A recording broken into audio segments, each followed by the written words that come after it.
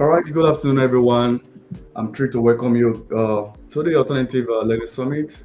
My name is Osaretin Agbonavbare. I'm the convener of this event. First and foremost, I want to sincerely appreciate everyone for taking their time to join on today's summit. Your presence here is a testament of your commitment to a lifelong learning and the desire to challenge the status quo. As we gather here today, we are not just talking about alternative learning, we are talking about a movement that recognizes that traditional education pathway don't work for everyone, a movement that seeks to empower individuals with the skills, the knowledge, and the support they need to strive in today's fast-paced and ever-changing world. So throughout this summit, we're going to explore the five pillars of a dollar class, which include mentorship, skills and training, education, support, counseling, and conversational learning. And we're going to be hearing from incredible speakers and panelists who are pushing the boundaries of what is possible in education and career development. So, over the next 2 hours, I'm going to invite you to learn, to listen, and to connect with others to share who are going to share their passion and interest. So, let's work together to create a very more inclusive and accessible and more effective education ecosystem for all. So without further ado, I'm going to call in our moderator. We have Sarah. So Sarah is going to be introducing us to today's summit, learning to hand, building a purpose-driven income pathway. So over to you, Sarah. Hello, everyone.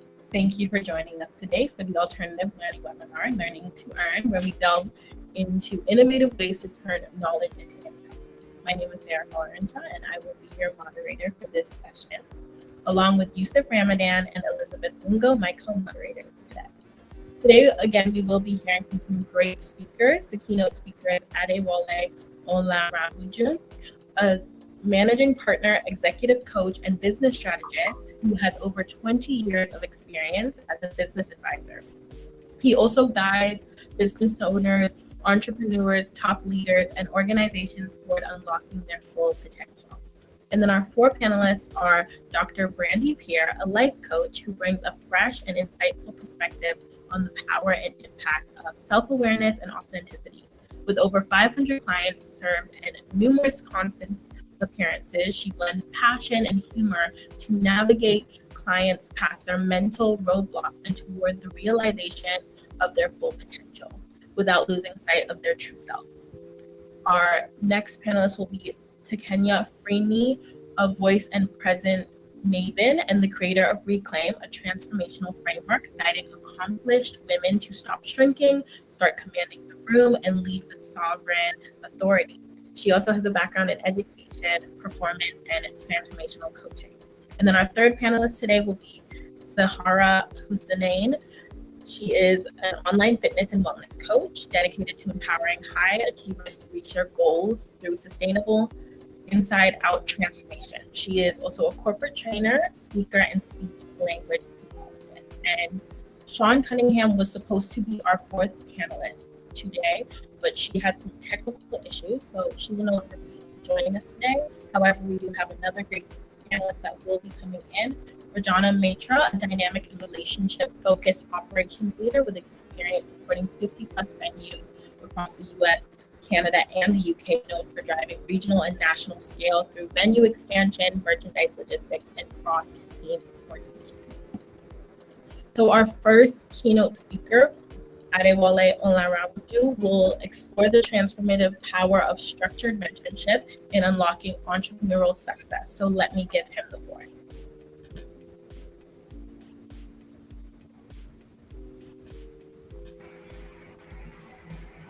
Hello. Hi. All right. Hi. Thank you for the introduction. Sorry, I have a little bit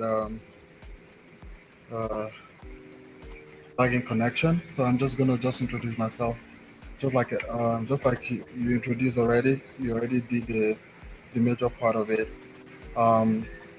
Just give me 1 second while I bring up my screen. Just give me 1 second.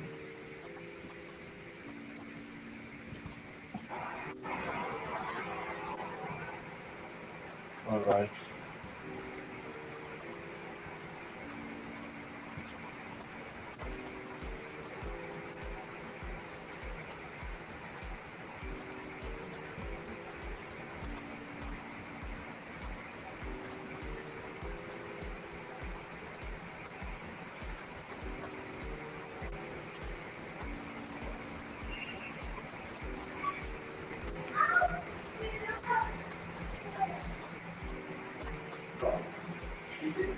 All right.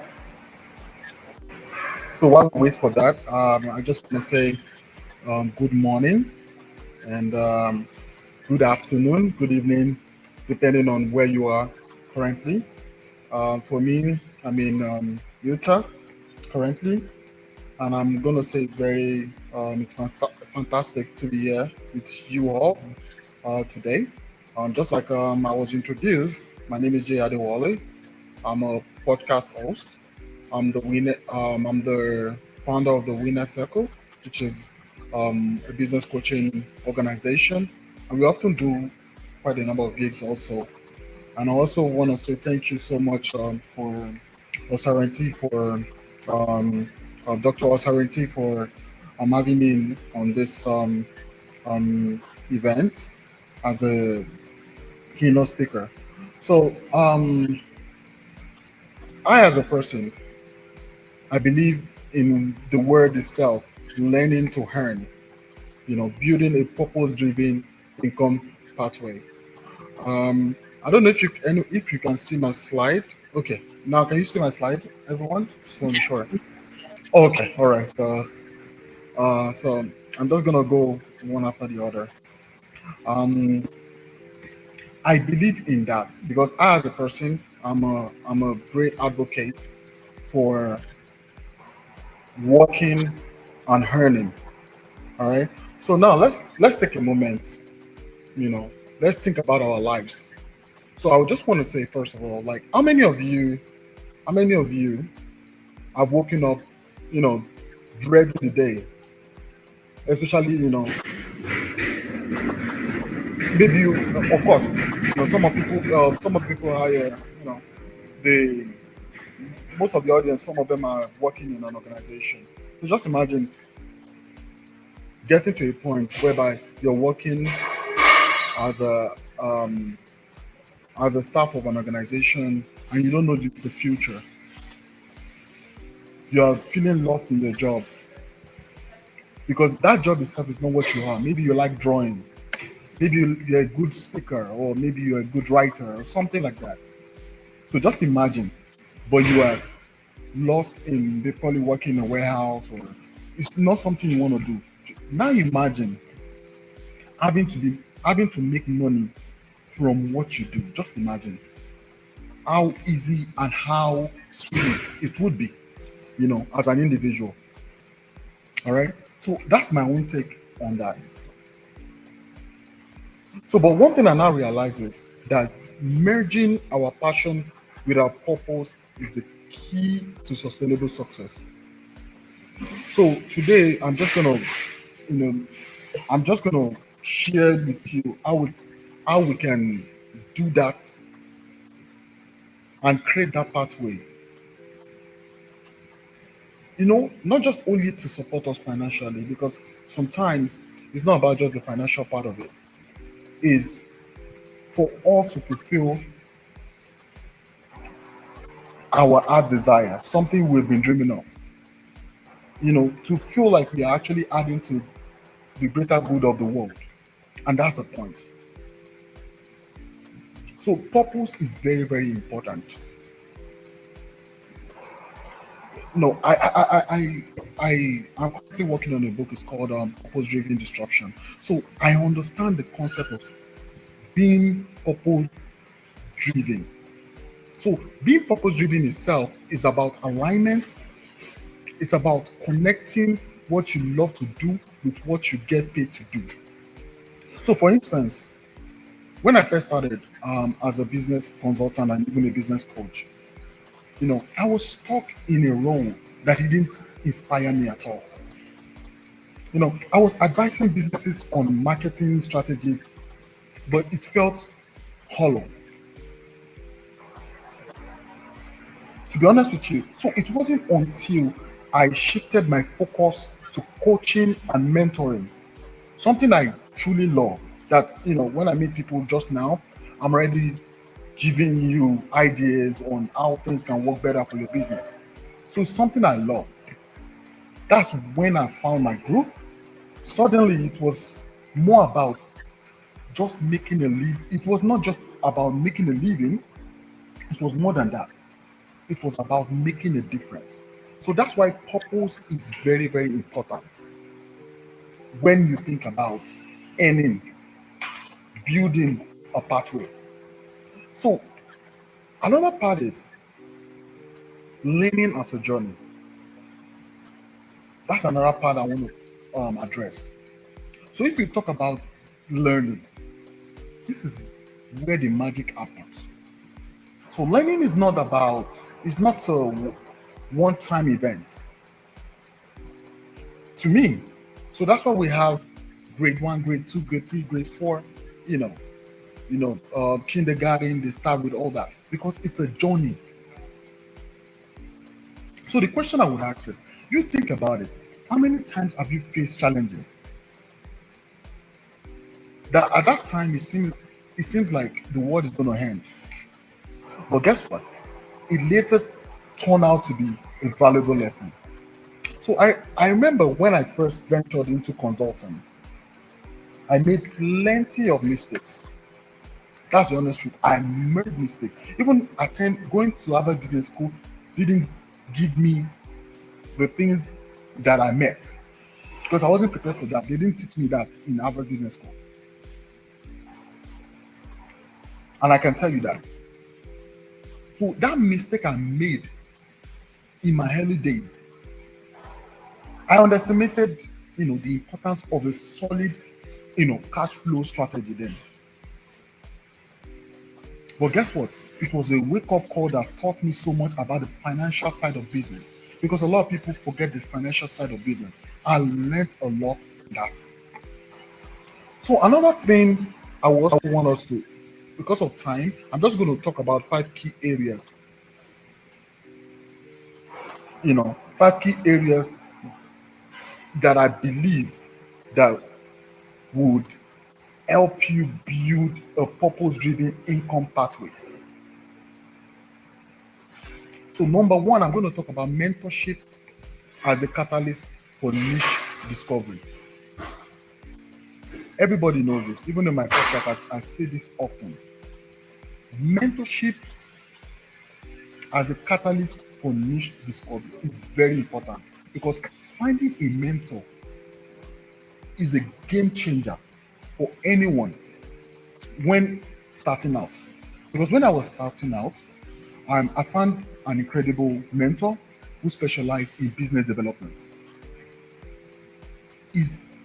I must say this, his insight himself helped me identify my niche in coaching, consulting, and he always asked me key questions, not business related questions every time.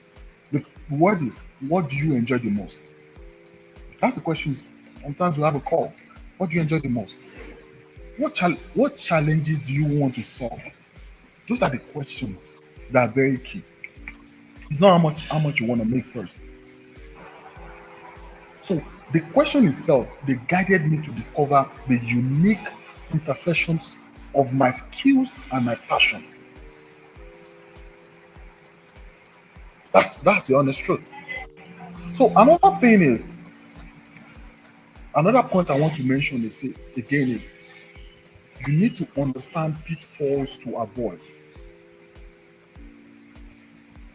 You need to understand, because I don't want to sugarcoat it. There are pitfalls everywhere. Nobody's going to tell you it's going to be rosy. So I've seen entrepreneurs dive headfirst into business without a solid plan. For example, let me give you another example. One of my clients rushed to launch a product without understanding their target market. And I will say, it flopped miserably. They learned the hard way.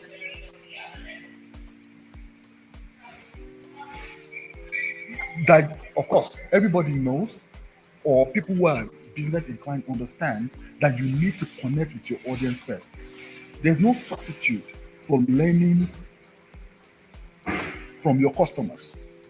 And how do you learn from your customer? You listen to feedback. That's customers' feedback.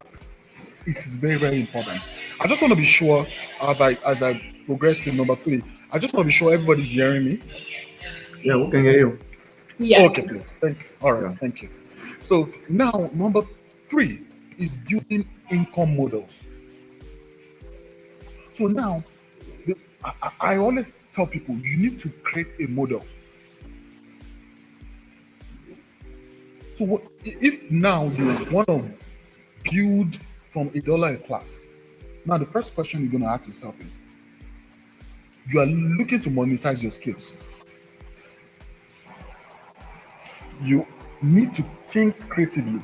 For instance, I'm just going to give you an instance for me.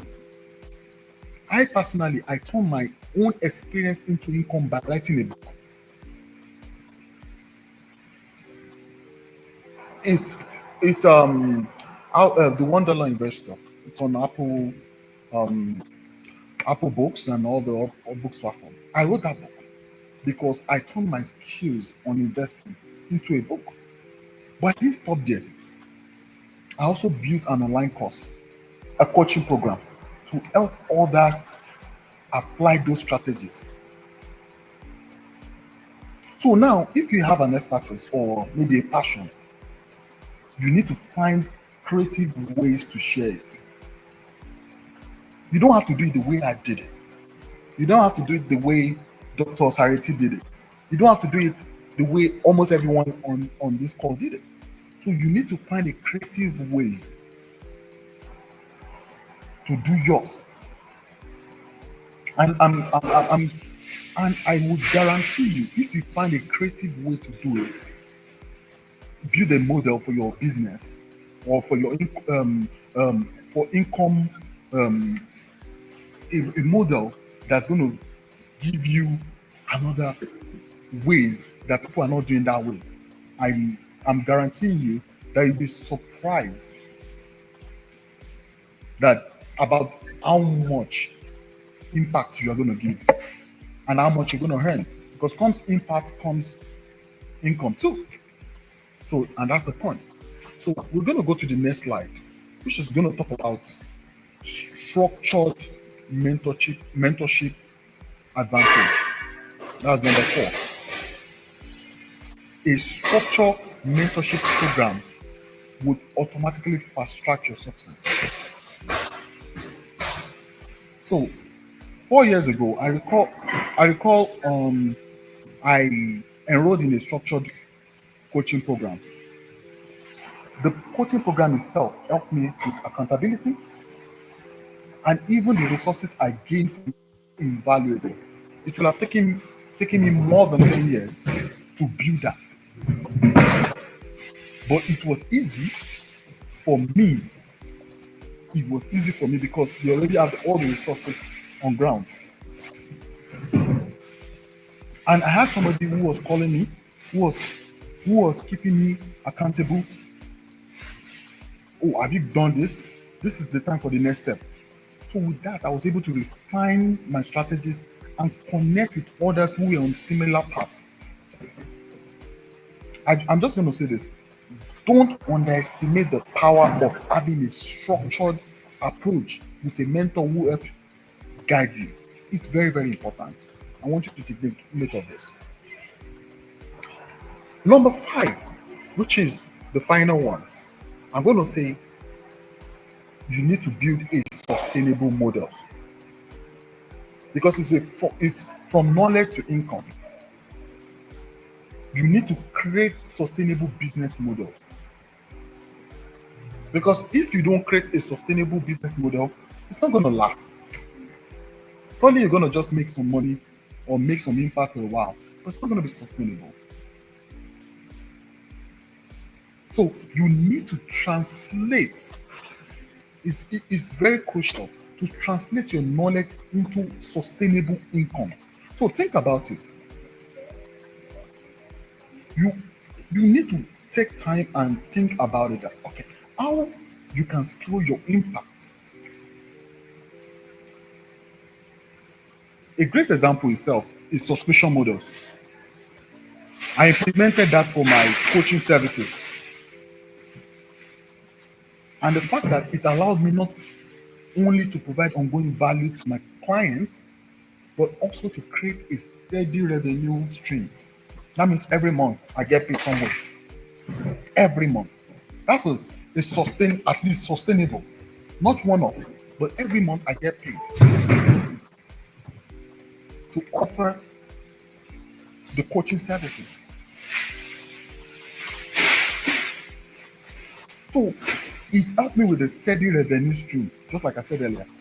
So now you have to sit down and determine how your knowledge can benefit others and generate ongoing income. So to go into conclusion, I want to believe that each one of you has the potential to create a fulfilling and purpose-driven income. Not just income pathway. So take these five areas to have. Reflect on your passion. It's very important. Seek mentorship and be willing to learn from your failures. I believe in one word: fail forward. Do not fail and turn back and say, you know what, this is not for me. Fail forward, learn from it. Maybe build a better business model. So in closing, let me leave you with this thought. It's not just about what we earn, but what we learn and how we put the learning into action. It is not about what we earn, the money we're going to make, a dollar, but what we learn and how we put that learning into action. So I'm just repeating it again. It's not about what we earn, but what we learn and how we put that learning into action. So let's support one another in building pathways that lead to financial success alongside a meaningful legacy. Remember that word, meaningful legacy. So thank you for listening to me, and thank you for your time today. And I'm also excited to see the incredible transformation you will achieve on your journey. So today, I'm going to say, let's work together. Let's pave the way for a more impactful future.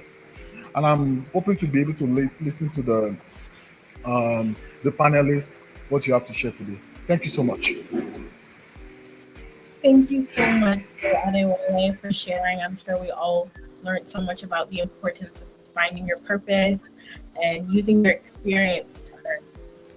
Let's hear from some of our panelists. The first panelist will be Dr. Brandy Pierre, who will explore how dialogue-based platforms and informational peer learning can help individuals grow in confidence, clarify concepts, and retain information faster. So let me give her the floor.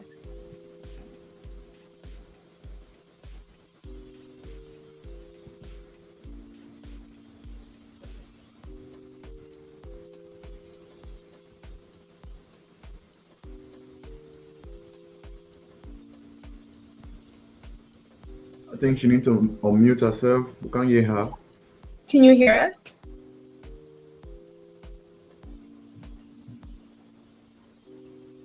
Little Brandy, we can't hear you. Can you hear us? Can you hear what we're saying? Can you hear me now? Yes, we can hear you now. Okay, sorry about that. I was just talking, just like a Zoom.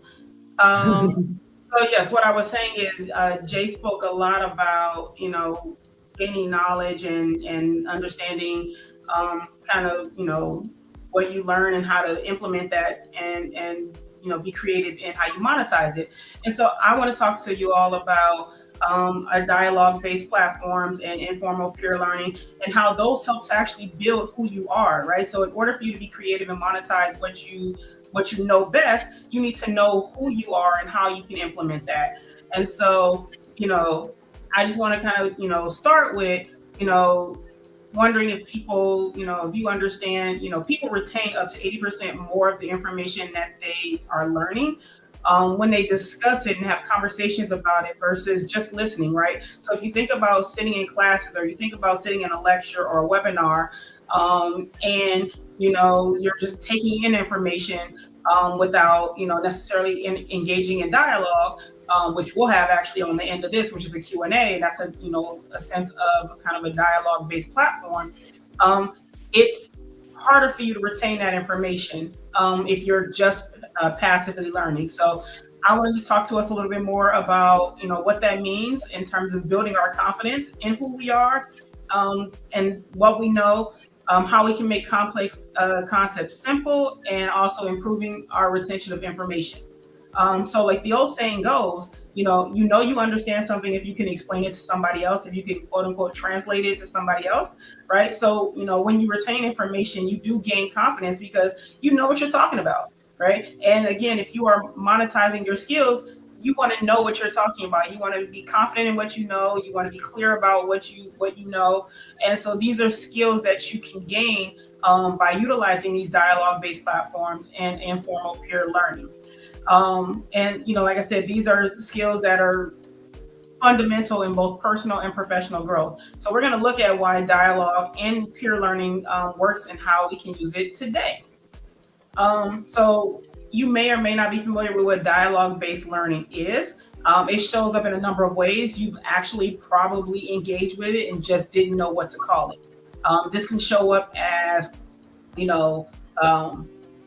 if you're in a classroom or you're in a teaching environment, this can show up as think, pair, share, where, teachers give you something to think about, you share it with a colleague in the class or in the space, and then you all share it as a larger group. Discussion forums, if you've ever posted, someone's posted a question, you've responded to it, and then there's a dialogue built off of that. And that can be in an education scene. It can be on, Facebook. It can be anywhere where you have a discussion forum and the opportunity to engage in dialogue. You may have also seen fishbowl discussions, right? Where there's a smaller group in the center and a larger group that's observing them on the outside. And so both groups, the outside group observes what's happening on the inside group, and the inside group is having a dialogue about a certain topic. And maybe even role play scenarios where maybe you've been told to act out a scene and, kind of build off of that and take that to the next level, right?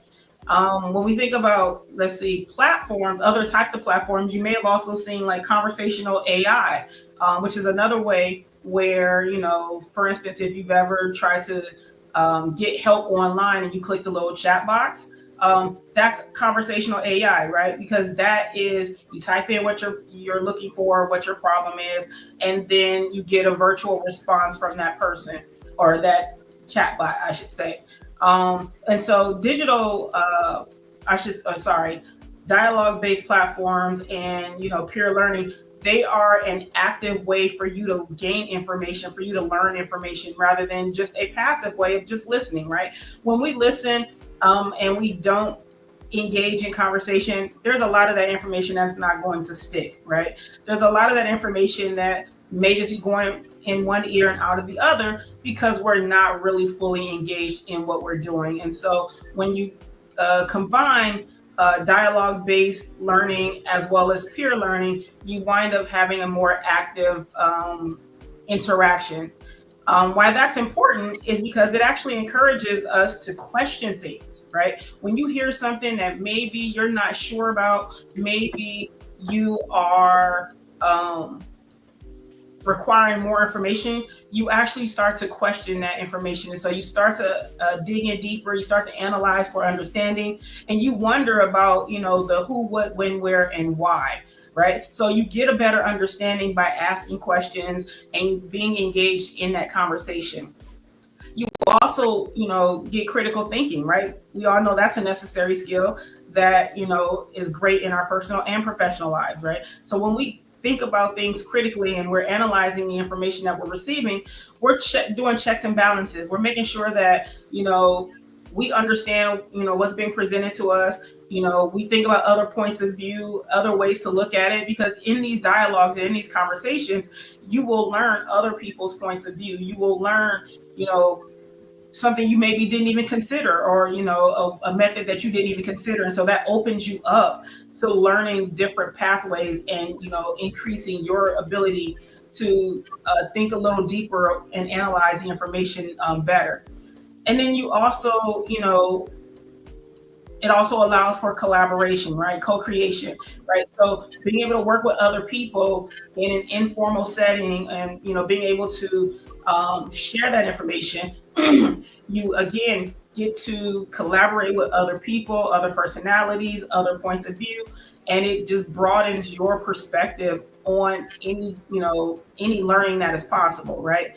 But it also encourages ownership of your knowledge, right? Because you all shape the conversation. If you're having a conversation with 1, 2, 3 other people, even if it's on the chat bot, right? It's virtual, but you have ownership of the knowledge that you gain from that interaction, right? So you own your own voice, how you communicate, how you express your conversation, how you express your thoughts.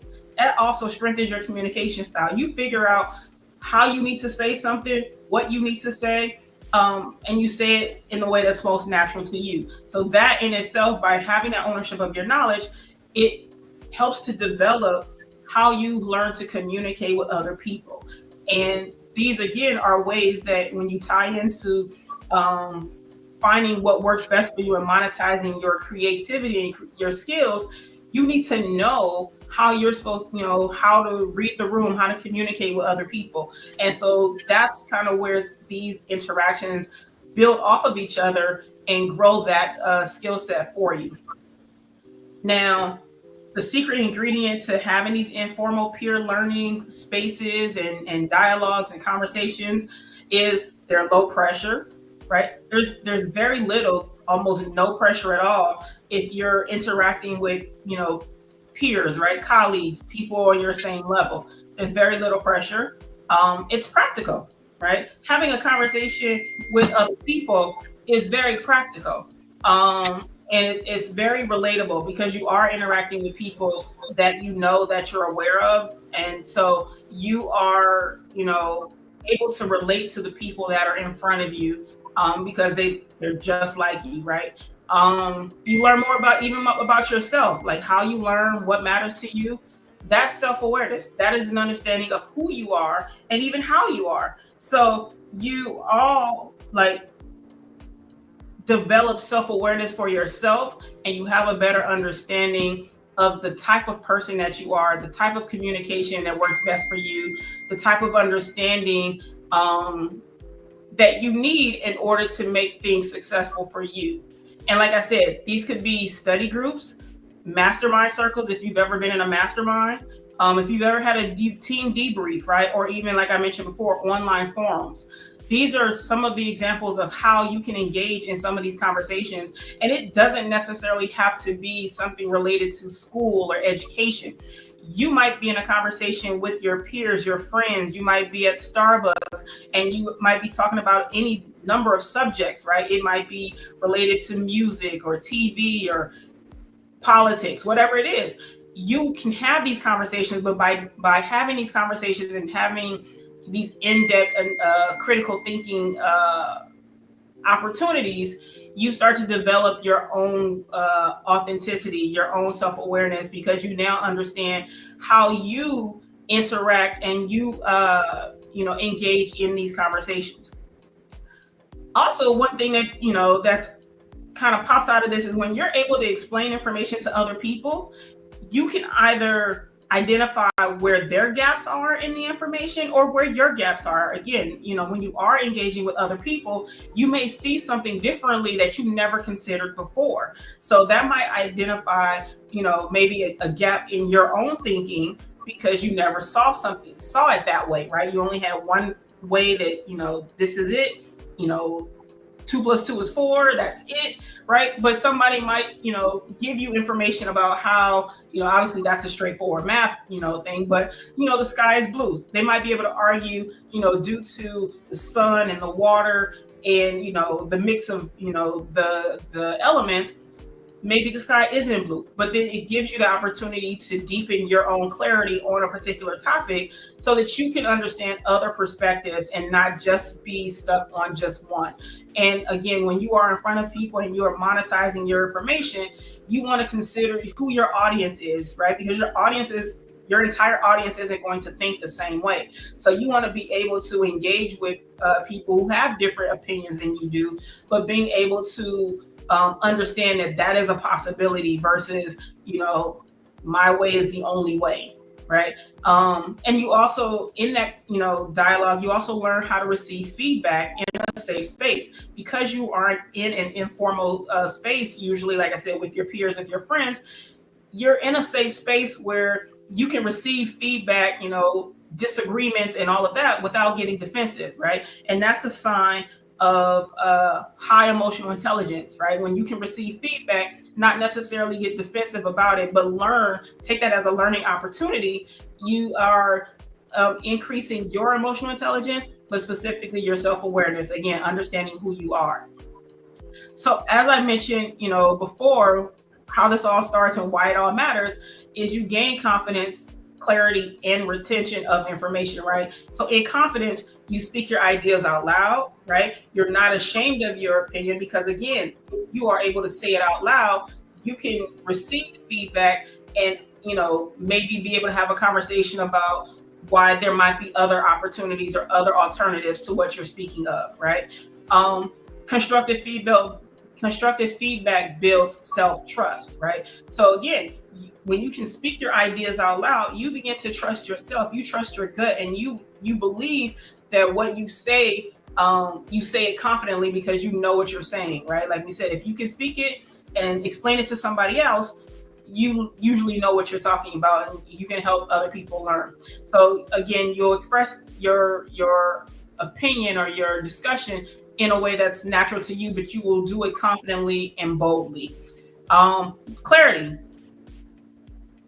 Our peers, our colleagues, they will ask simple questions just to get clarity of information in that discussion, but they have powerful questions, right? So they're going to force clear explanations, right? So again, if you can explain it in terms that are simple to other people, you know it, right? And so when people ask us questions and we're likely to respond, we want to engage, we'll engage and explain that as clearly as possible, so we make sure that the other person or the other people understand what we're saying, right?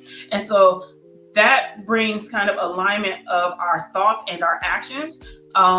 Again, clarifying concepts with others helps us to align what we say with what we believe. So it's when we're having these conversations, we say what we believe, but we believe what we say, right? And so again, that ties into confidence, because you have to believe it, but you're also going to say it loudly, say it boldly, and say it clearly. And lastly, having these conversations, having these dialogues and peer learning improves that active recall that we talked about, right? Having an active learning experience versus a passive learning experience, right? And so not only does it improve our communication styles, our confidence, our self-awareness, who we are and how we interact and how we receive and deliver information, but it also improves our memory, right? It improves and it strengthens our memory a lot better than, again, just listening to information. So you are gaining a lot of skills and a lot of, I'll stick with skills. You're gaining a lot of skills in just having these conversations. Something as simple as having a conversation with your friend at Starbucks can actually help develop a lot about who you are. So it's important to understand why, again, that matters. Your confidence improves, your clarity, you're clearer when you're explaining things, and it also better helps you to retain information. So what I want you to remember and what I want you to take away with this today is to understand that having dialogue learning plus peer learning, again, gives you confidence, clarity, and retention, right? So it doesn't just make you smarter. Both of them, they don't just make you smarter, but they help build your self-awareness, which again is a part of your emotional intelligence. And that's also an important skill for communicating with your family, your friends, your significant others, and even your colleagues. So what I leave you with today is, if you can, talk to somebody, and or when you're talking to somebody, ask clarifying questions and see how the dialogue builds on itself and what you learn and what you can take away from that conversation. All right. So thank you for your time, and I look forward to the Q&A later. Thank you so much, Dr. Brandy Pierre, for sharing. I'm sure we all learned so much more about how dialogue can help with our learning and help us build our confidence and remember what we learned. So let's hear from our next panelist, Takenya Freeney, who will be exploring trendy high demand skills learners can acquire in months and monetize, such as freelancing, digital services, and local trade without a college degree. So let me get back to the floor. Hey there, how you doing? I'm good, how are you? I'm doing very well, thank you for asking. So hello again, everyone. I'm Takenya, and I'm a communication intelligence consultant and host of the CQ podcast. I'm glad I've been asked to be here today. But can I start by asking just a quick question? Go for it. Okay. I want to know how many people watching, or you yourself, have ever felt like you knew the answer, you had the expertise, or even had a solution, but when you spoke, it just didn't land? Yeah, that's definitely a great question. I feel like that's definitely happened to me. Sometimes you can just overthink in the moment and forget everything you planned. Oh my gosh, it can cause you to just spiral, right? Maybe people will ignore you, or they may cut you off, or somebody else has repeated exactly what you said 5 minutes later, and then they get all the credit. That's wild to me, but I just want to let people know that I've been there too. You're not the only one, and we're here to minimize and eliminate that today. So what I've done is, the speaker before was talking about, like the intelligence quotient. We want to measure our level of intelligence against some of the things that we're experiencing in life. And what I have is a communication quotient, which is just like how IQ will measure intelligence. This EQ, or of emotional intelligence, the CQ measures your communication intelligence, like how well your words create clarity, how well your words build trust, and how well your words are moving people to action. Because at the end of the day, we want people to take a specific action based on what we've already said. So I'm just going to walk through the summit's theme of learn, skill, and earn, and I'll show you why communication is the most important monetizable skill that you can develop. Sounds fair? Yeah. All right. Yes. Well, let's start, and feel free, ask me a question at any time if you're so inclined. So let's just start with learn. We live in an age where knowledge is everywhere. Everything is accessible. People are getting degrees on top of degrees on top of degrees just because they can. Certifications run in abundance. Everybody has a podcast. Everybody's got a YouTube. Everybody's got a tutorial. You name it. But here's the thing. Your knowledge alone does not guarantee you opportunity. You got to do more than know it in order to have the opportunity. So like when I'm working with people like doctors and lawyers and educators and entrepreneurs, those are the people I tend to work with the most. They already know a lot. You're already the subject matter expert in your field. The challenge that they run into, it's not about learning more. It's that their brilliance becomes invisible if their communication doesn't match their expertise. You have to be able to communicate. Okay, so just a quick story. One of my clients, a physician, tons of experience, tons of national publications, and the level of expertise that she has in her field is unmatched. But when she had to present at a conference, she would start with, "I'm sorry." She's apologizing for her brilliance in advance. We're not doing that. When she would be in those high stakes meetings, she would get these polite nods instead of the opportunities that her peers of a different hue were being offered, and she thought that she needed another credential. And what I helped her realize is that what she really needed to change was how she spoke. So once she started applying the principles, the trimming her filler, speaking with authority, positioning herself as the expert she already was, people started paying attention to her and quoting her and citing her and inviting her to more panels and offering her more collaborations. She started getting press in the news. She ended up being on a TV station, and eventually she ended up being promoted in her company. So this is something that I know is tangible. It's not what you know, it's how you say it that gives you the true edge in today's world. So you got to learn it to earn it, right? Yeah. So can we talk about skill? Yeah. All right. So the most monetizable skill across every industry, it's not coding the next gadget or gadget. It's not about marketing. It's really communication, because communication multiplies your value over and over and over again faster than any skill will. You got a lot of unskilled people who are able to communicate effectively. So think about it. A lawyer with sharp legal skills but weak communication is going to lose the jury. They're going to lose the case. You're not going to win with someone with weak communication.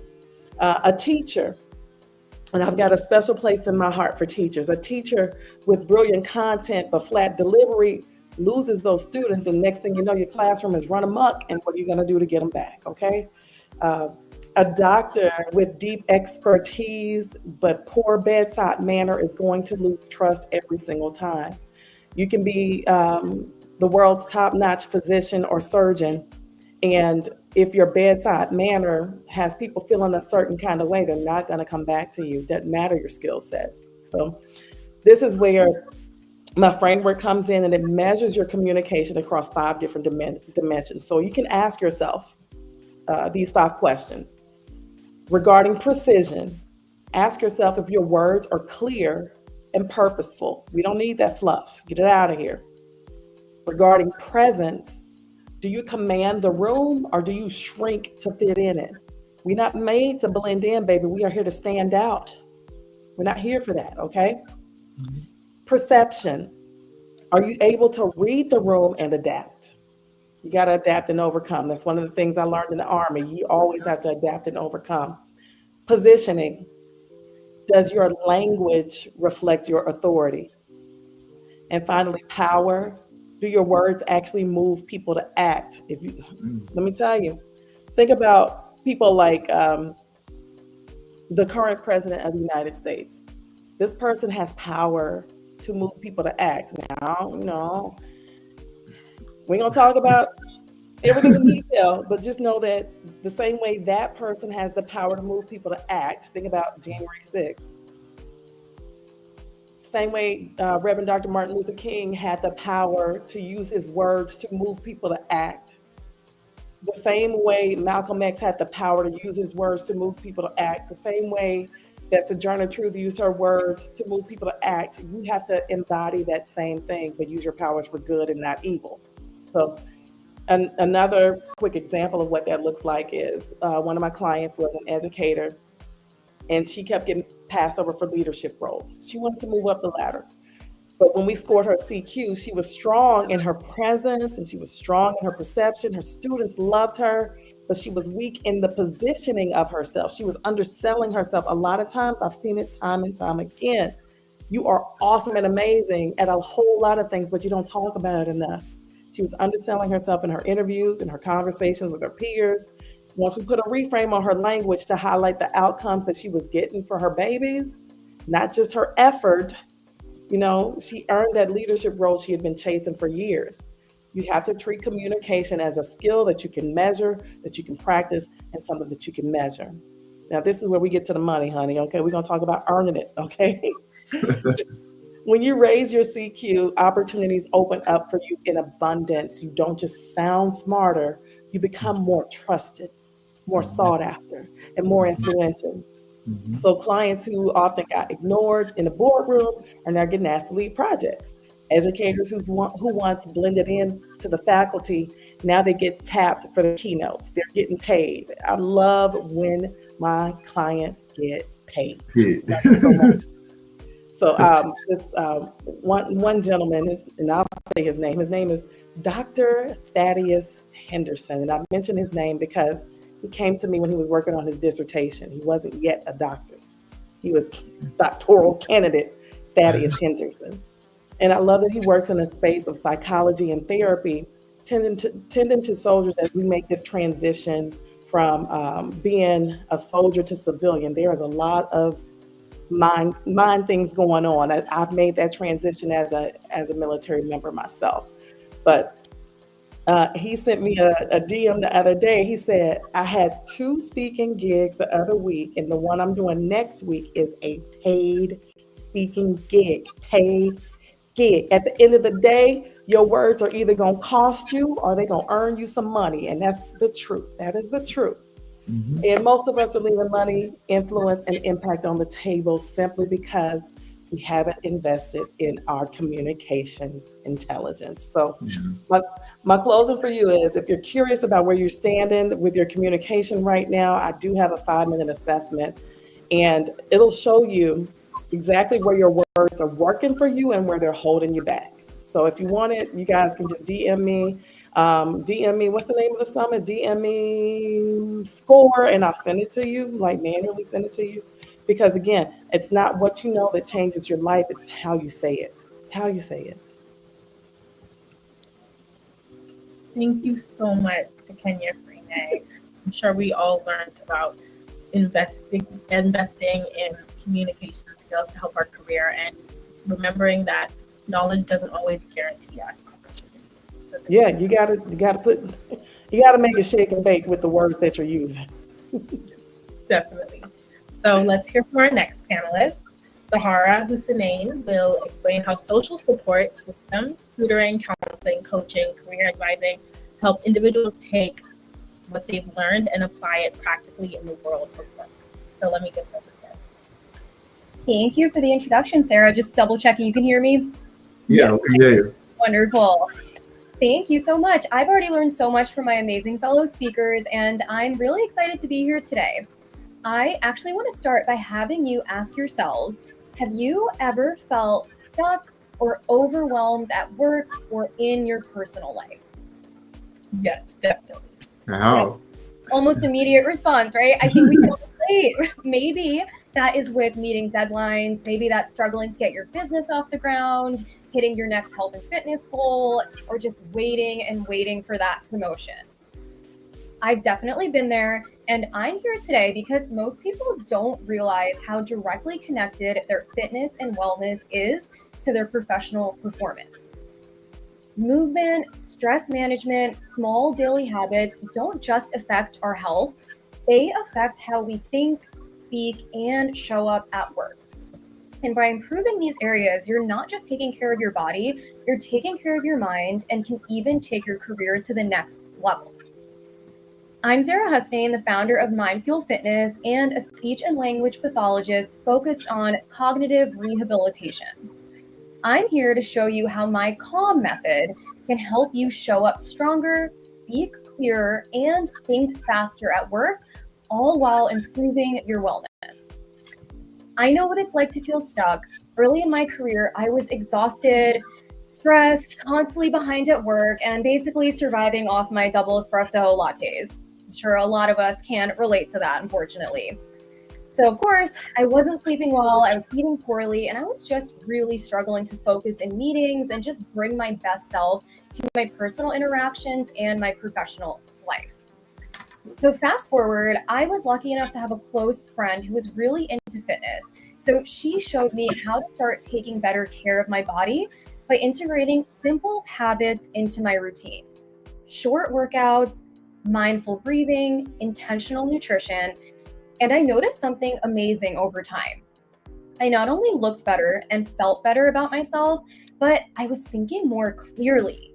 I was speaking with more confidence and energy, and I was approaching challenges with less anticipatory stress. That's when I realized how fitness and wellness can directly impact our professional success. And I'm going to be sharing this through the lens of both a fitness and wellness coach and a speech and language pathologist. So I want to go ahead and break down the CALM method and talk about each of the 4 pillars: confidence, accountability, lifestyle, and mindset. Now, some of you might already be thinking, oh great, another fitness guru here to tell me that the gym's going to solve all my problems. But listen, I'm not here to tell you that. I'm here to tell you to first imagine continuing the way things are now. Fatigue, burnout, missed opportunities, overwhelm. Now, imagine if you can project your ideas confidently, handle stress without burning out, and not feel so drained after work that all you want to do is order takeout and crash on the couch. by the end of this talk, my goal is for all of you to see the connection between leveling up your fitness and wellness and leveling up your careers. And also feel motivated to start implementing small habits towards your goals. So diving into the first pillar, which is confidence. Confidence starts in the body and in the mind, and it shows in your presence at work. There are so many different elements to projecting confidence, but I want to point out 2 tangible things that you can work on right now: your body and your voice. Research shows that diaphragmatic breathing and upright posture activate the sympathetic nervous system in a controlled way, which increases alertness, reduces stress, and improves voice projection. So I'm going to walk us through a quick exercise right now that ties how we breathe during strength training to how we can project confidence at work when we speak. So what I'm going to have us do is first, imagine we're holding a weight and we are going to be working on pushing that weight away from our body. So to do this, we want to make sure that our feet are grounded about hip-width distance apart. So scoot up in that chair if you have to. Our core is engaged and our shoulders are back. Now, as we take a deep breath in through our nose, your stomach should be expanding first before your chest. If when you take a deep breath in, you notice your chest is expanding first, that's a clavicular breath that is much more shallow, which we don't want when we're speaking or when we're exercising.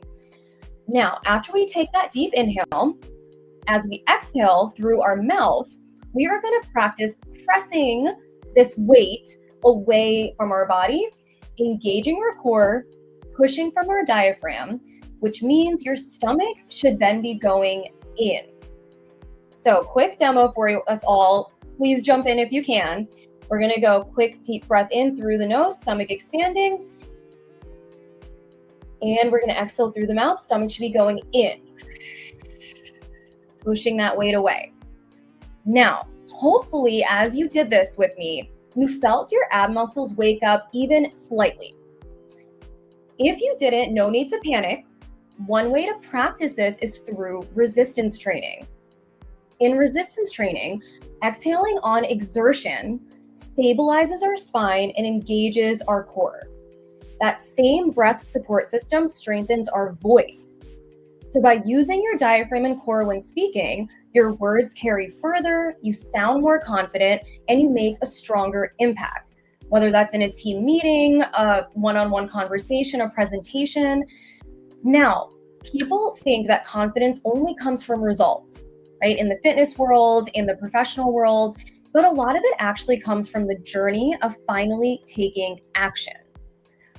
I had a client who was terrified of leading meetings, but desperately wanted to be promoted.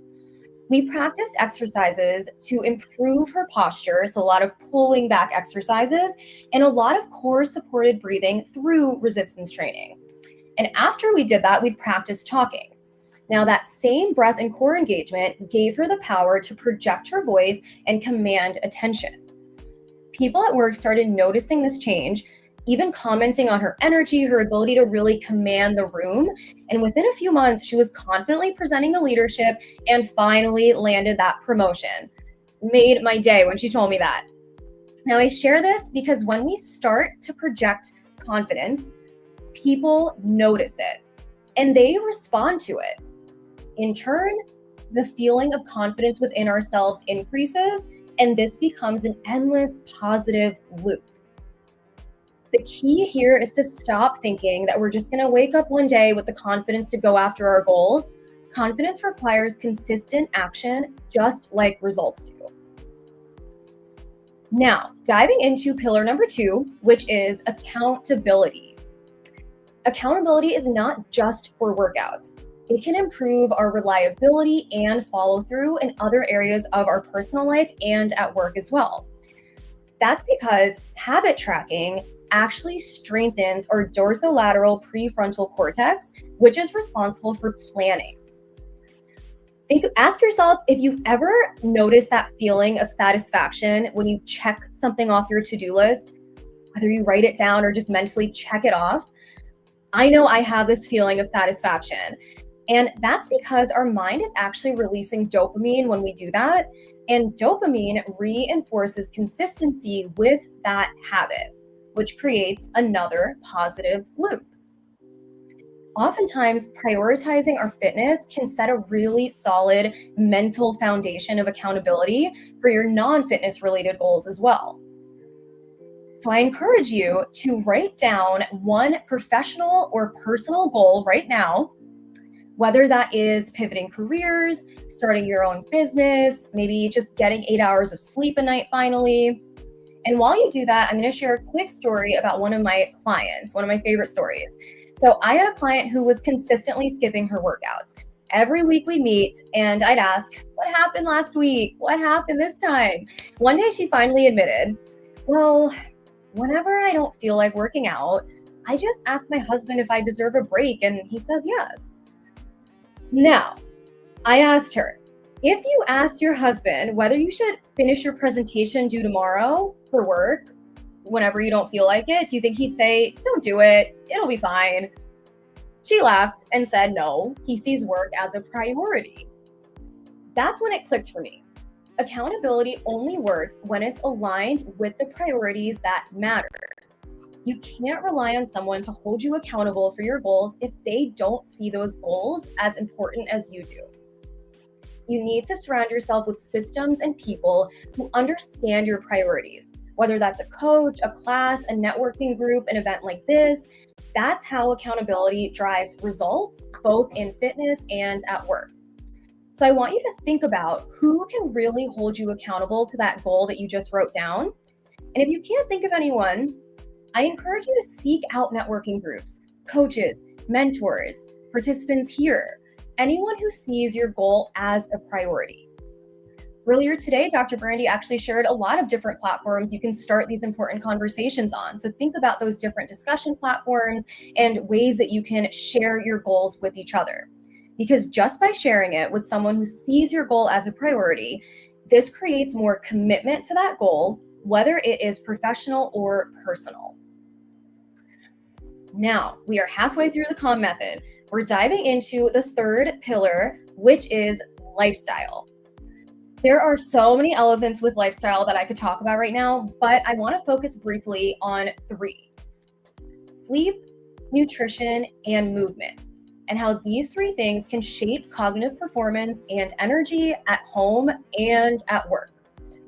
Now, starting with quality sleep supports hippocampus function, which is the part of our brain that is responsible for memory and recall.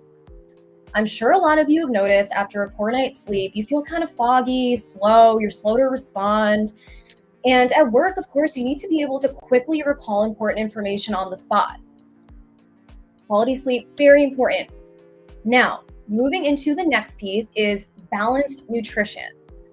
We want to make sure we have balanced nutrition. That's our proteins, our carbs, our healthy fats, our micronutrients like our fruits and our veggies. And the reason for this is because a balanced meal stabilizes our blood sugar, which sustains our focus. Think about those long, dragged out meetings that could have been an email, right? Or those tiring tasks that you just need to stay attentive for, but you really want to fall asleep. Now, think about those energy crashes after a greasy meal or once your coffee wears off. This happens because our blood sugar is spiking and crashing, and so is our energy. So balanced meals equals balanced focus throughout your day. Super important. Diving into the last piece of lifestyle I want to touch on is exercise. Now, movement stimulates our BDNF, our brain-derived neurotrophic factor, fancy word, for the part of our brain that's responsible for learning, creativity, and problem solving. Now, I'm sure you can think of a million situations that this is important in. One I'm going to point out is think about the Q&A after a presentation or those impromptu situations. You need to be able to associate concepts on the spot, quickly be able to problem solve during a meeting if someone brings up a problem you weren't expecting, to come up with some type of response. Now, this can all sound like a lot to focus on. Food, exercise, sleep. This is too much at once. Now, the goal is not to do an entire lifestyle overhaul all at once, because you're much less likely to stick to it if you do it all at once. So what I want to introduce to you is the concept of micro habits. Repeated small actions that reinforce the prefrontal cortex, which creates long-term consistency, so you can actually build on those habits over time. Even if you don't have time for a full workout, I hear this all the time, and I understand, we're busy people. Life is crazy nowadays. But you still can have time to stretch for 2 minutes while reading emails. You can drink a glass of water during each meeting. You have 5 meetings during your day, 8 ounces of water per meeting. You've got 40 ounces of water just sitting there. Or you can even take a 5-minute mindful walk with your morning coffee instead of doom scrolling in bed. These are micro habits. Small, easy to do actions that fit right into your regular routine and compound over time. So the excuse that I don't have time no longer exists. So to try a little example, I encourage you all to just stretch a little bit while you listen to me speak for the next 30 seconds or so. Just go ahead, stretch out, whatever you got to do, stand up, move around for the next 30 seconds or so. I see it, I love it. Keep on going. 30 seconds, right? Now, I share this because even these tiny actions can help you feel more energized and more focused. Most of my clients struggle with energy crashes during their workday. 9 times out of 10, I introduce micro habits. Quick desk stretches, you can do them right now while I'm speaking. Investing in a walking pad for long meetings. Maybe it's one you don't really have to present in, you just got to listen for a long time. Walk during that meeting, especially if your camera's off. We got no excuses. Having protein-rich snacks in their desk drawer. I know a lot of us, I used to fall into this a lot where I'm like, no, I have to accomplish this task before I can eat anything. Meanwhile, I feel myself literally crashing and my body shutting down, but I'm like, no, I have to finish this. Having readily available healthy snacks by your desk can make such a big difference. Getting better sleep, put your phone away 30 minutes before bed. A little bit earlier, right? It'll take away that blue light. It helps with quality sleep. Small little habits. I've seen time and time again how these teeny tiny little things can become a tool for professional performance, not just for fitness. So I encourage you all, ditch that all or nothing mindset that I know a lot of us are wired in, and think of a small micro habit you can implement into your routine starting today. Now, speaking of mindset, I am going to dive right into my 4th and final pillar, because that pillar is mindset. Now, this is really the engine that powers our entire journey. Thomas Edison famously said, I haven't failed. I just found 10,000 ways that won't work. Now, he faced a million setbacks when inventing the light bulb. And instead of seeing them as failures, he reframed each one as a learning experience. That mindset eventually led to an invention that changed the world. Now, when we face stress or setbacks, our amygdala, which is just our brain's alarm system, can really hijack our responses. They make us reactive, anxious, short-tempered, all which lead to burnout. So reframing challenges, or even just pausing to reflect on them, can again engage our prefrontal cortex, which can help regulate our amygdala. This leads to calmer decision-making, sharper focus, and better emotional control, both at home and at work. And I'm sure we can all think of why this would be beneficial for us in our personal life and our professional life. If we keep telling ourselves, I don't have time to exercise, eating healthy is too hard, every time we're faced with a challenge related to our health, we're going to get overwhelmed and we're going to quit. This is too much for me. But if we can learn to shift our mindset to saying, I have 15 minutes to get some movement in today, or, I need to find ideas on how I can eat healthier while it's still being convenient, you'll notice a lot less reactivity in your brain and your body and more progress over time. And when it comes to work, think about those dreaded Q&A sessions or interviews.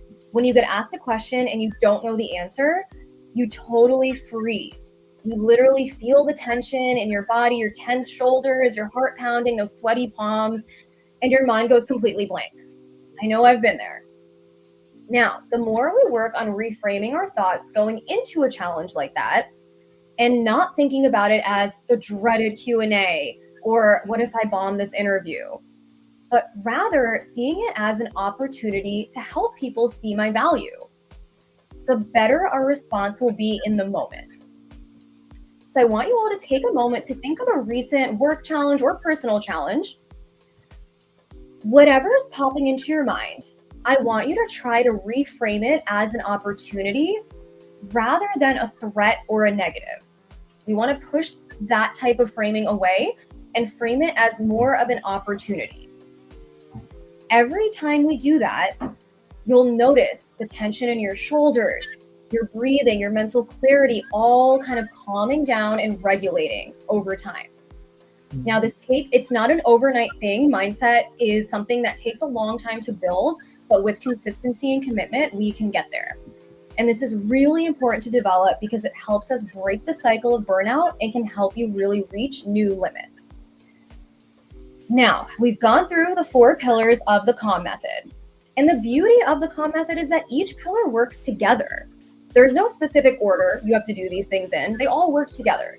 Confidence empowers you to take action. Accountability keeps you committed and consistent.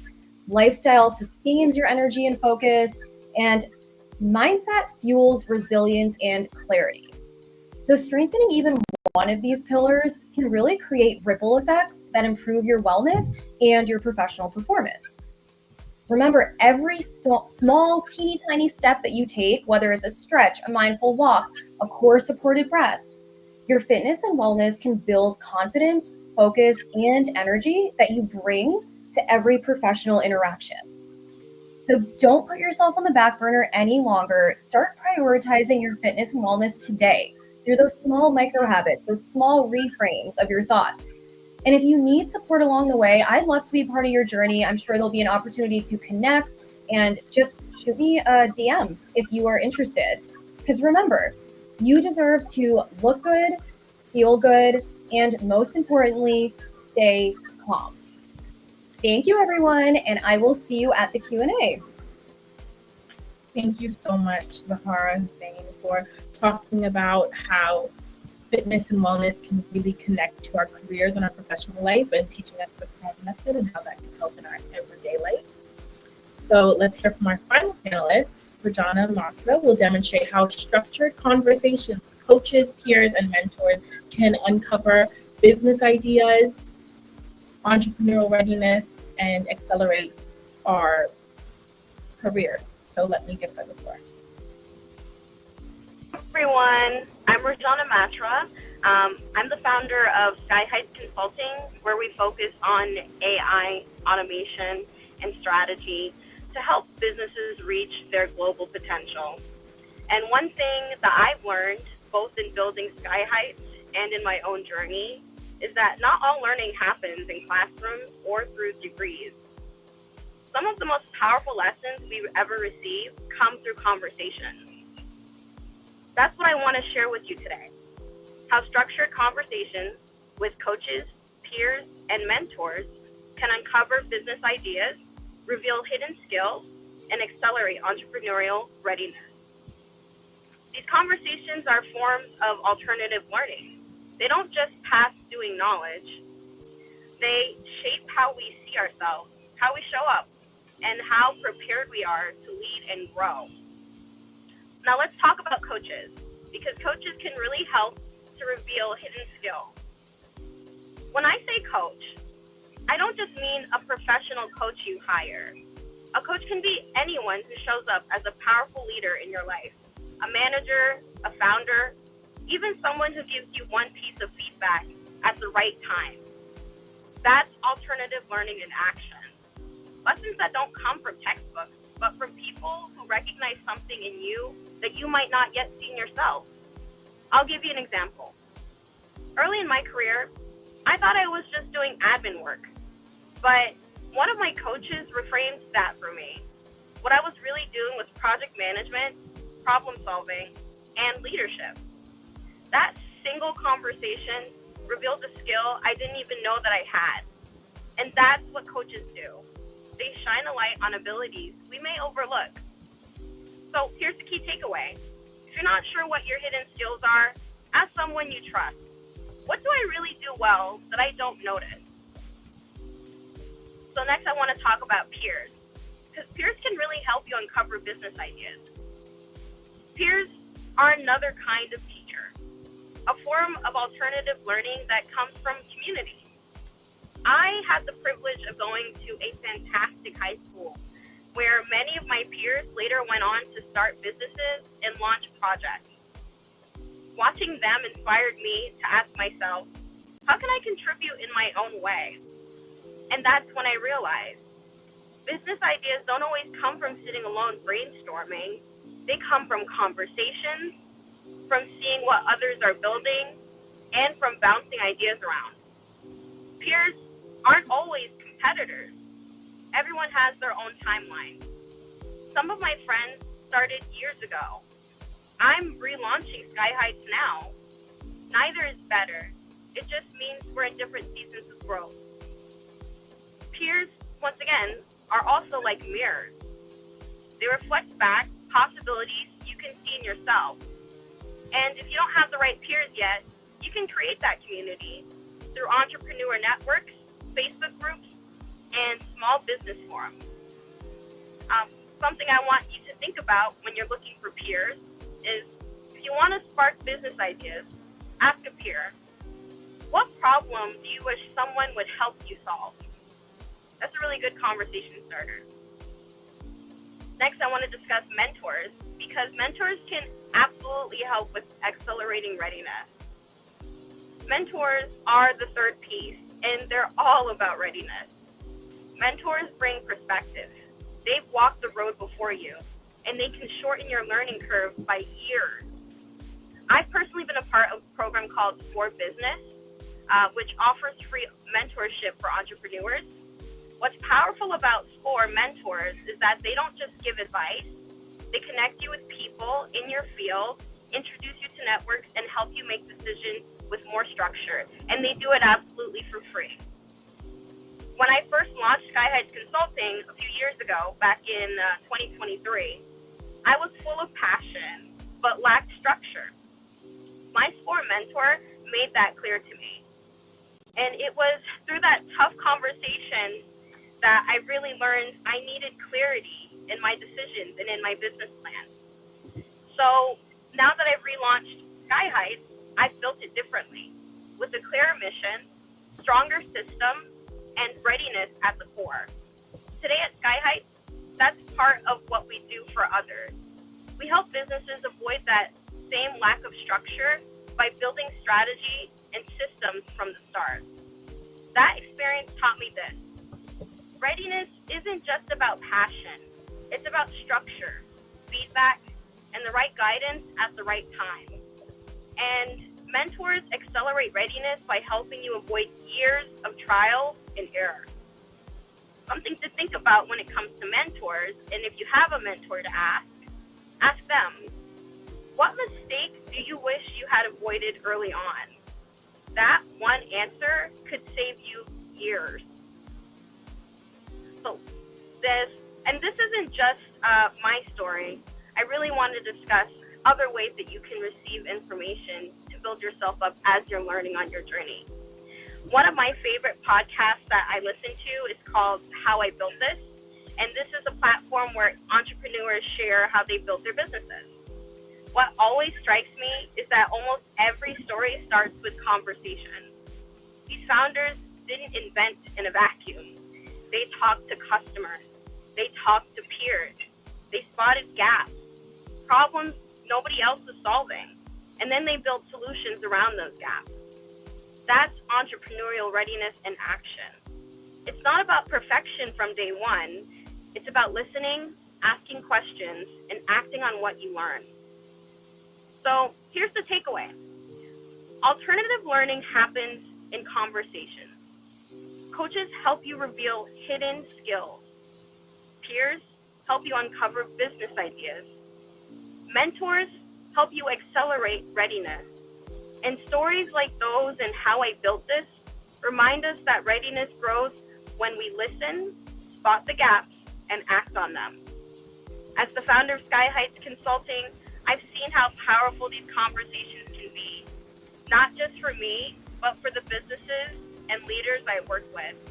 And my encouragement for you is this: don't just wait for conversations to happen. Seek them out, structure them, be intentional, because the right conversation with the right person can completely change the trajectory of your business and of your life.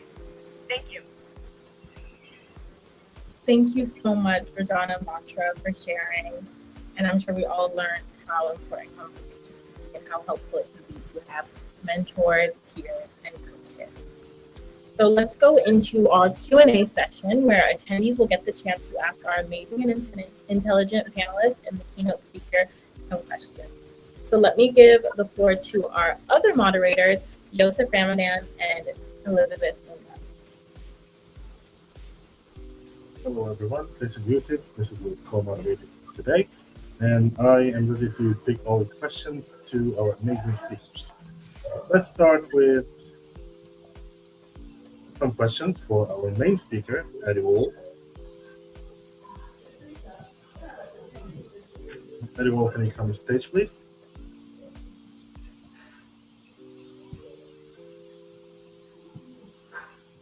I think you can go to the next. The one is not here yet. All right, we can pick another speaker. So Dr. Brandy. Okay. This is by Jack from LinkedIn.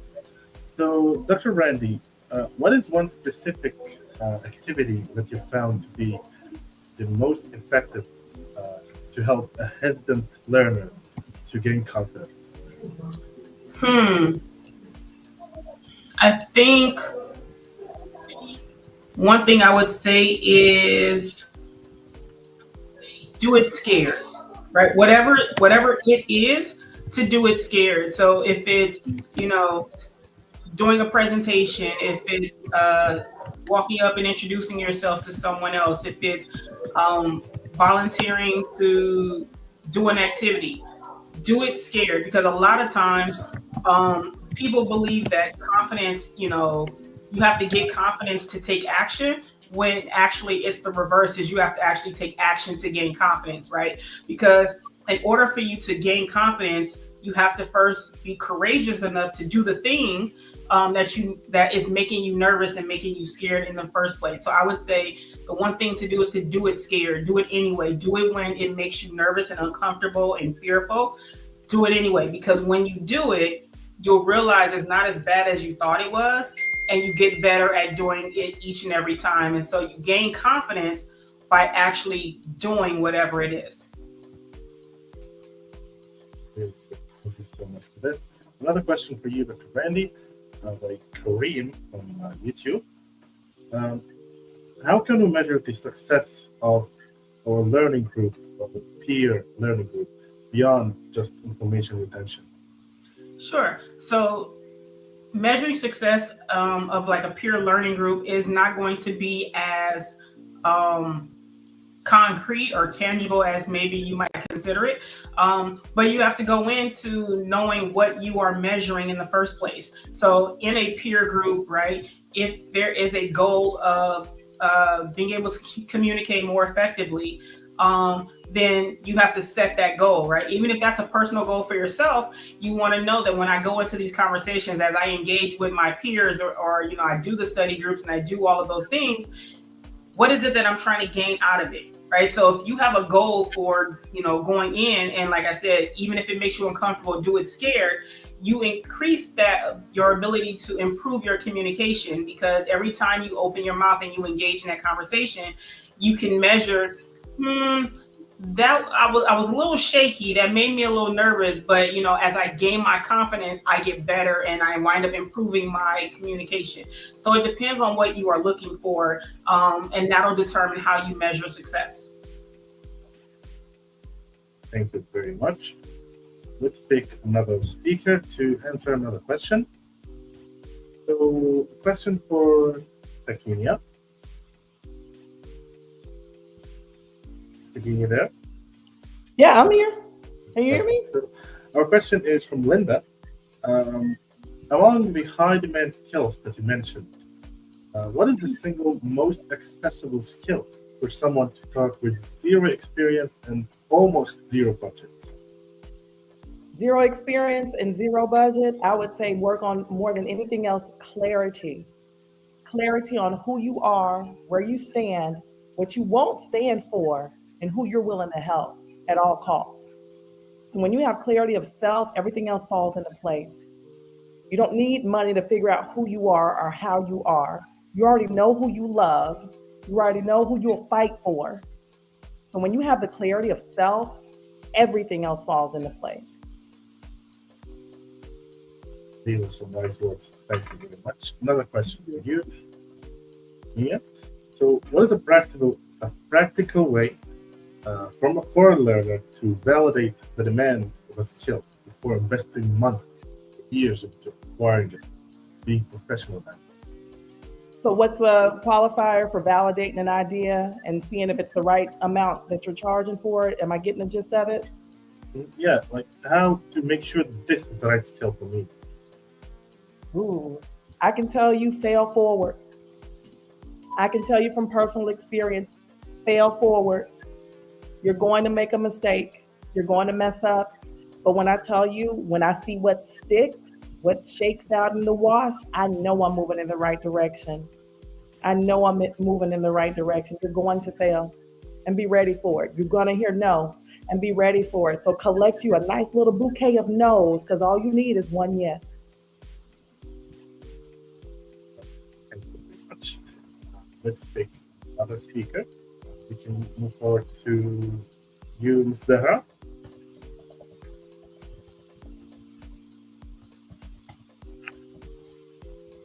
Zahra, are you here?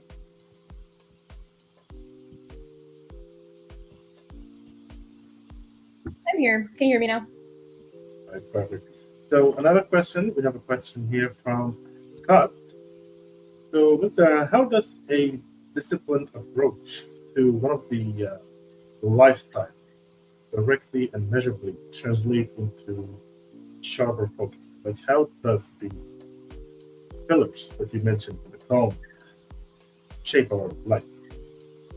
Of course. So that goes into within each of the pillars, there's different areas of what we can focus on that actually physically can improve our body, but then directly correlate with our mind. So all of these principles really derive from the concept of neuroplasticity, which is the concept of use it or lose it. So when we engage in these different habits, in these different exercises, in proper nutrition, all of these different things are stimulating the different parts of our brain that are responsible for things like I mentioned, learning, creativity, problem solving, memory and recall, all of those different elements. So when we're able to kind of put all of these actionable steps together to create a more balanced lifestyle, that's when you can directly see those ripple effects in our personal life, like our social interactions and conversations. We're able to be more present. And then, of course, this directly translates into our professional life when we're showing up with greater energy, greater focus, and just sharper skills, all from stimulating the parts of the brain that are responsible for those cognitive demands. Another question. When we experience burnout, this is from Noah. When we experience burnout, how do we move on? How do we, first of all, discover this is burnout, not just laziness, and how to avoid it, rise from it? Yeah, so a big piece. So once we hit that burnout, that's a really important reflective moment to take a step back and really focus on our mindset. How are we thinking about challenges that are approaching? How are we thinking about current challenges that we're facing? And like I mentioned, when we go into this with a very negative frame, like I can't do this, this is not for me, I'm never going to get past, this position at my job, these kind of negative thoughts that tend to occur after burnout, it's really important to be able to reframe those thoughts into more opportunity and focus on what you actually have control over. There's so many things in the world we're not going to have control over that could be affecting us. But if we can shift our mindset to start focusing on what we do have control over, that's when everything can change, and you'll start to face situations and challenges with less anticipatory stress.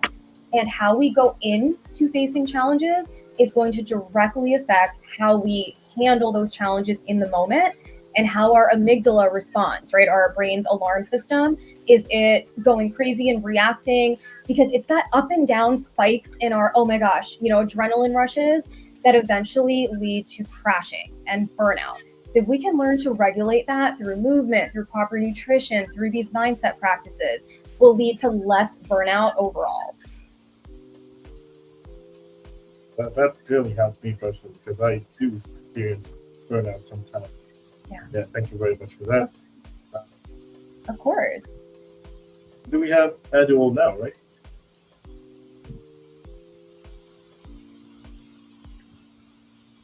Adewole, can you come on stage, please?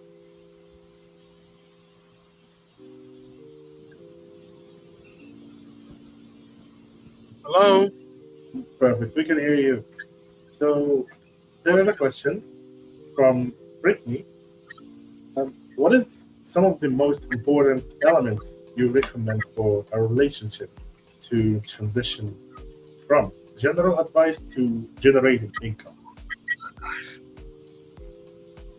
So the question is, what's the general advice to generate income, correct? No, so what are some elements for what should be in the relationship to transfer it to generating income? Okay, because there's a music on the background, I can barely hear what you're saying, but I know I heard the word generate income. Something general advice to generate income? Yes. Okay. So my advice in regards to generating income, just like I said in my notes earlier, my advice to you is believe in yourself first. It's very, very important when it comes to generating income. First, believe in yourself. Seek mentorship. When you do that, create a great model. That's my advice. Mentorship. I think almost all the speakers today mentioned that word mentorship. So it's very, very important. It make your job easier and make your path, less rocky. I'm not saying it's not going to be rocky, but it's going to be a little bit smooth at some point, because you are just following the blueprint that your mentor would have probably initiate to you. So that's my take on that. All right. Thank you very much. Another question for you, this time from Wayne. Have you seen, or can you share an example of a pitfall that you have prevented to reduce the impact of the damage from it?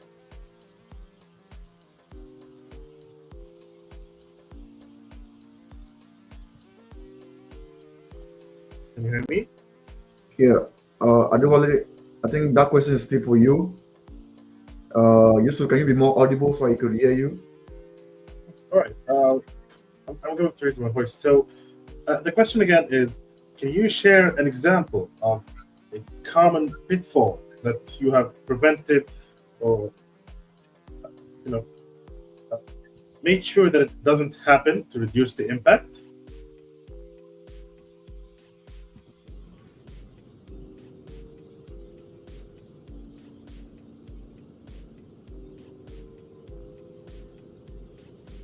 Jay, can you hear me? Yeah, I can hear you now. All right, perfect. Let me repeat the question again. So, again, can you share an example of a pitfall or something big that you prevented the impact of? Okay. You said, can I share an example of what? A pitfall, or something bad. Okay, something bad. Yeah.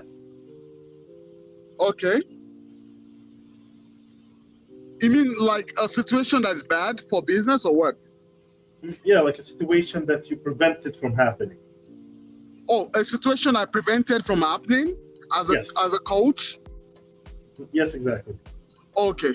So let me just give you a raw example.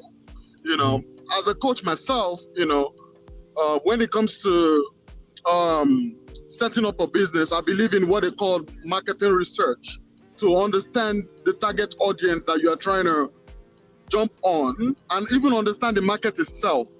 So there's a client of mine who wanted to go into a particular industry, you know, but the industry itself is saturated.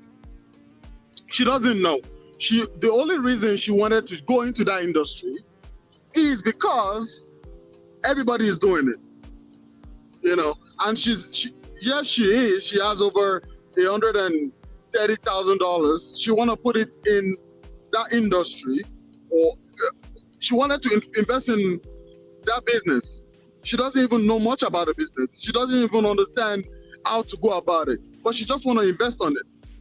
Like when I mean invest, I'm not talking about passive investment, maybe investing in a business that is already existing. You know, she want to be like the owner of the business and run the business. So the question I asked her was, do you understand this industry? She said no, but she can learn, which is a great word. Like, I can learn. So, but the industry itself is saturated. To go into that industry, it requires at least a minimum of 10 years of learning. So when I mean learning, you have to be in that industry, because the owners of the industry, I wouldn't say the owner, the stakeholders of the industry, they make the industry, they build what they call, I would say gatekeepers. They gatekeep the industry and make sure getting certification for the industry is tough. It takes you almost a year and a half to get, if you really want to start making money. So I told her, like, say, listen, I'm not saying you shouldn't jump into this industry. You love this industry. How about you reach out to a business in that industry already that is already making income?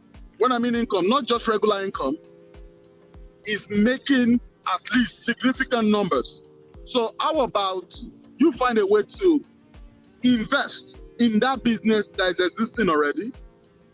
Then you will become part of the industry, learning about, you know, the tip and bit of the industry while you invest, you know.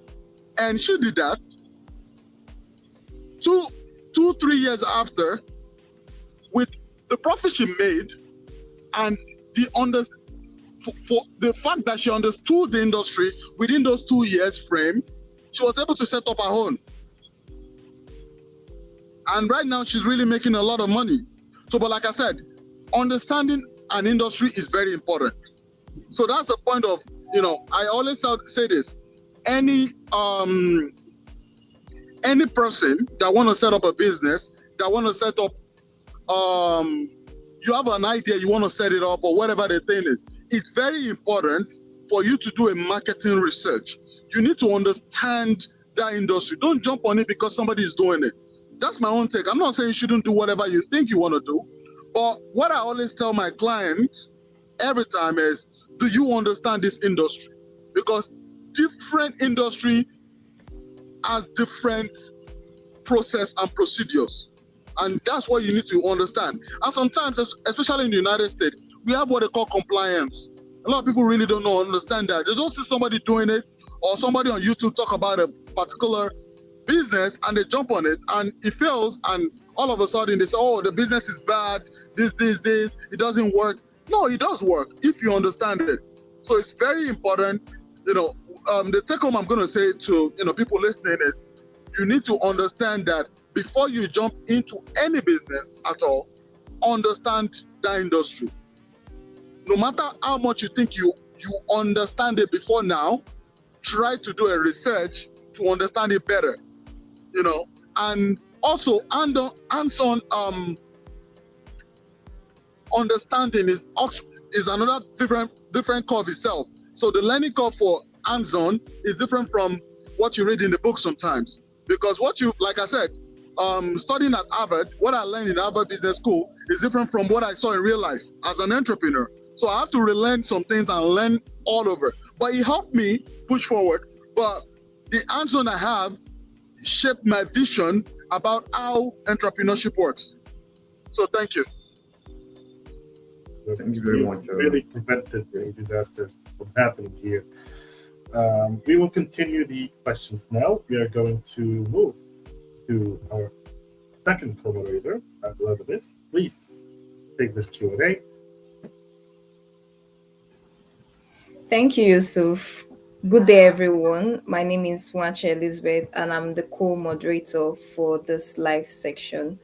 So the first question goes to Ms. Zahra. It says, what's one small challenge?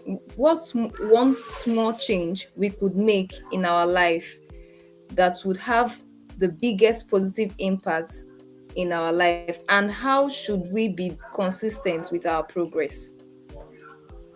Yeah, thank you for that question. So I would say the small steps that you start to take need to be very aligned with your goals. So step one is to identify what is your ultimate goal, whether that's professional or personal. And I encourage you to take a deeper dive into that to really find your why related to that goal. You know, maybe if it is something related to health and fitness, maybe it is wanting to be stronger. Okay, but why? Is it to feel more confident? Okay, but why? Is it to show up more confidently at work or in presentations? So finding that why is going to be really, really important. It's really going to be the key that drives your goals, your mindset, those little small habits, your lifestyle. So that would be step one. Once you do identify those goals, then starting to think of what those barriers are, right? So first, figuring out what the goals are, then figuring out your barriers. Once you figure out those barriers, actually really figuring out what you can do to get past those barriers. Now, this is when you actually get into developing those small steps. And then, of course, finally, it is implementing those steps. Because I talk about micro habits because these are very easy to embed into your lifestyle. And what happens is that over time, they become habitual. Hence the name micro habits, right? So you're no longer thinking about those habits. That's just part of your lifestyle. It's just part of your routine. So you can then build on those small habits and they compound over time to get you closer and closer to your goals. So that's sort of the idea behind the comp method. Thank you. Thank you so much for that impactful section. So the next question goes to Matra. It says, how can someone with strong skills learn to communicate their value better? This for Matra. Yeah.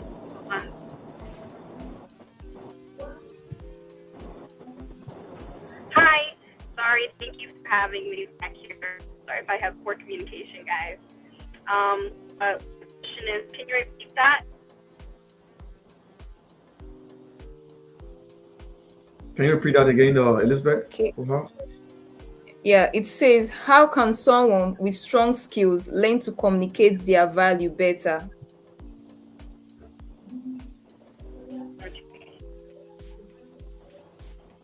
So there are a few ways that someone with strong skills can communicate their value better. Starts with first, of course, understanding their own value and their own perspective.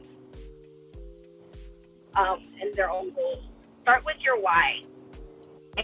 Because if you don't know your purpose, then how can you really illustrate to someone else what they're going to be benefiting from or what they're going to be getting from you? And so after you have a strong sense of why, then you can go on to do a couple of things, like translate your skills into outcomes. So people don't just buy skills, right? I had another panelist here who spoke about how the people get upskill a lot, and they get a lot of certifications and education, and skills are great to have, but people don't just buy skills, they buy results. So instead of just saying, I'm great at project management, you can say I managed a functional project, and I delivered this much. So it really comes down to how you communicate things and how you the terms in which you present them, right? So you have to make sure you show your deliverables. Another key thing that I've actually learned in my journey as well is use strong storytelling. All right, so facts tell, but stories tell all, right? So a good structured method that you can use is something called the STAR method. And so that uses the situation, task, and action and result. So when you say something, here's an example. When I worked with, X company, they were struggling with this problem. I created this solution, and as a result, they achieved this impact. So stories like this can really make your value tangible and memorable.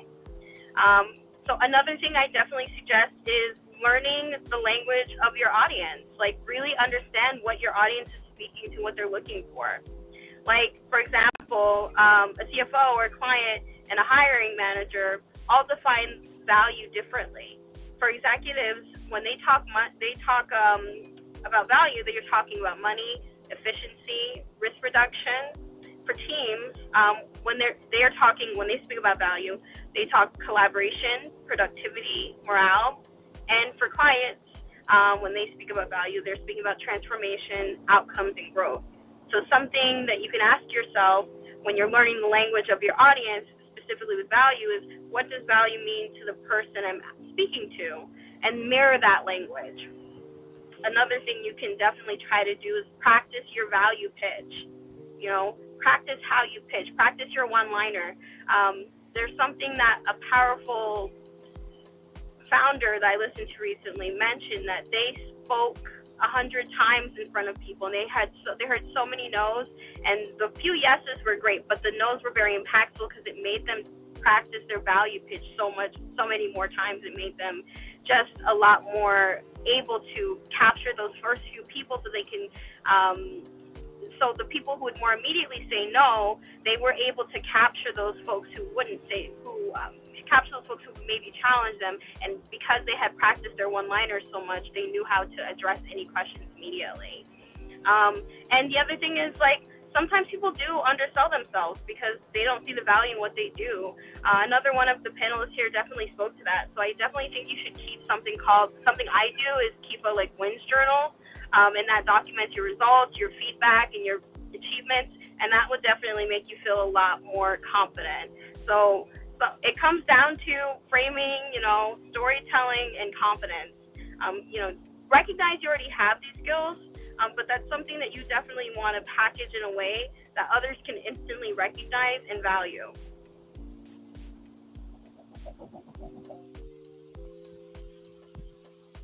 Thank you so much for that impactful question. That will be all. Thank you so much for this section. Over to you, Mr. Osaretin. All right. So thank you very much for that. I don't know if I think from here, Yousef, is there a question for? Because we have some time. Is there a question for any of our guest speakers today? Do you have some questions before? Do I have some questions for? Yeah. Like, you have more questions since we still have some few time. Let me check here. So what? Yeah, I'm checking here. Okay, So, you check it. Okay. We do have a question here from Joe. There's another Joe here. For Dr. Brandy. Brandy, okay. I have a question for you, Dr. Brandy. I think that will be the last question for today. Yeah. So the question is, for someone who learns best alone, how can they integrate dialogue-based platforms? Will they talk to themselves? Sure. So learning is not just something you do with your education, right? And so if you learn best alone, if you study better alone, think about other ways you can gain those skills. So again, you can be having conversations with friends. You can be having conversations, interacting in terms of customer service. You might be speaking with somebody to try and get your phone fixed. You might be in a store having a conversation with someone, you're buying clothes, and you're trying to ask questions, right? So learning is not just something we talk about in our education or in, our traditional school form, but think about other areas where you can actually engage and build those skills that aren't necessarily related to studying, schoolwork or anything like that. So just be more creative about where you can gain those skills versus just solely about studying in those classes. Yes, it would be helpful in those classes, but you can also, gain confidence, clarity, and retention of information when you learn something about other people or other parts of your life. Perfect. So, can we take any more questions, Mr. Osaretin? All right. So thank you very much, ladies and gentlemen, our guest speakers, our panelists, our attendees who have joined in on today's Alternative Learning Summit. As we come to the end of this incredible event, I want to take a moment to express my heartfelt gratitude to each and every one of you for making this summit a resounding success. Over the past 2 hours, we've been inspired by thought-provoking keynote address, engaged in a very lively panel discussion, and connected with like-minded individuals who shared our passion for alternative learning. So we explored into the 5 pillars of ADollarClass, and we've discovered new ways of empowering individuals with the skills, with the right knowledge and support that they need to strive in today's fast-paced and ever-changing world. As a convener of this event, I want to sincerely appreciate. I'm also thrilled to see that our community has also come together to share ideas, challenge assumptions, and also push the boundaries of what is possible in education and career development. So as we go to our separate ways, I want to urge you to keep the conversation going, to keep pushing the boundaries, and to keep striving for a more inclusive, more accessible, and more effective education ecosystem for all. So before we close, I would like to take a moment to thank our incredible speakers, our panelists, and moderators for sharing their expertise and also insight with us today. I also want to thank our team for their tireless effort in organizing this event. It was we usually have this event every month, so you can imagine the enormous work we have to put in to get everyone to be part of it. And so I want to also thank our audience for their active participation and engagement. So finally, I want to leave you with a quote from Nelson Mandela, who said, "Education is the most powerful weapon which you can use to change the world." So as we try to walk through some of the things that we've spoken about our speakers. So I also want to reassure you that we have similar events coming up in October.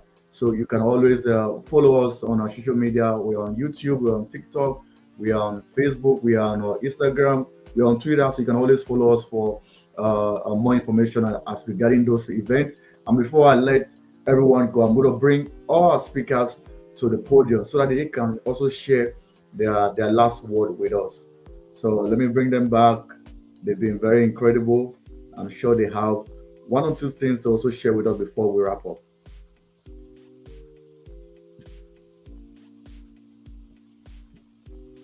All right, we have the keynote speaker. I don't know if you have something to share with our audience, how they can always reach out to you, some of the things you're passionate about, and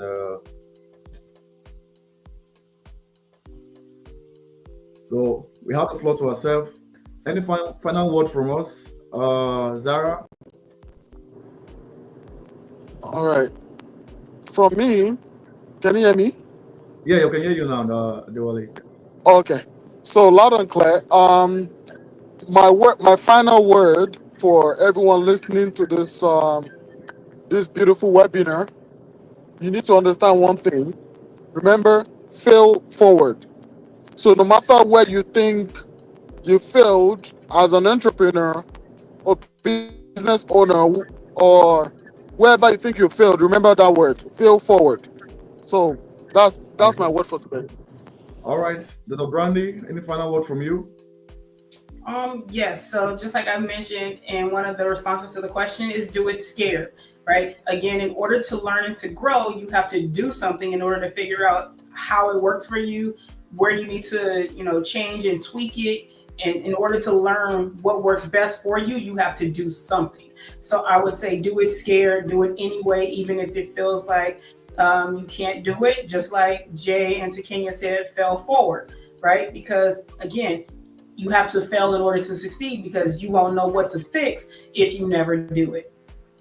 All right, thank you very much for that. Zahra, do you have any final word for our audience?